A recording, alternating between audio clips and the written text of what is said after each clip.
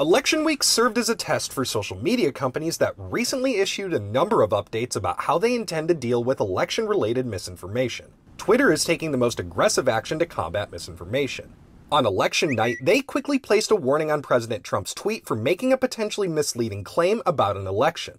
The label blocked users from responding, favoriting, or retweeting the post. On the Twitter side, it was the fastest one we'd seen. This was much faster in terms of how fast they added the label. These labels have a limited effect. After the tweet was blocked, other accounts parroted the claim and spread it further. It did slow down the spread a lot.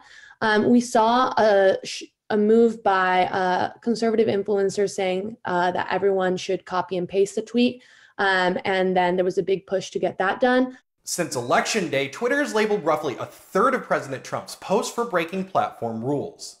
Facebook is taking a similar labeling approach to correct false narratives. Experts say that Facebook's labels are limited compared to Twitter's because they do not limit interaction with posts. We can't measure the Facebook controls. We don't know how effective the labels are by themselves. The only thing we can see is when Twitter does, take out the ability to retweet or change something, we can see the cliff on retweeting on that. A lot of the action stopped at labels, though.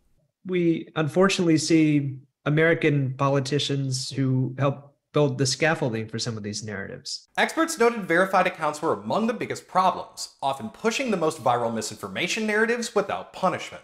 Newly elected Congresswoman-elect Marjorie Taylor was one of the first politicians to be amplifying the stolen vote narratives. Green is a known supporter of the QAnon conspiracy theory. The fact that you have the same accounts who violate these rules over and over again that don't get punished is going to be something the platform's going to have to address. Tyler Adkison, Newsy, Chicago.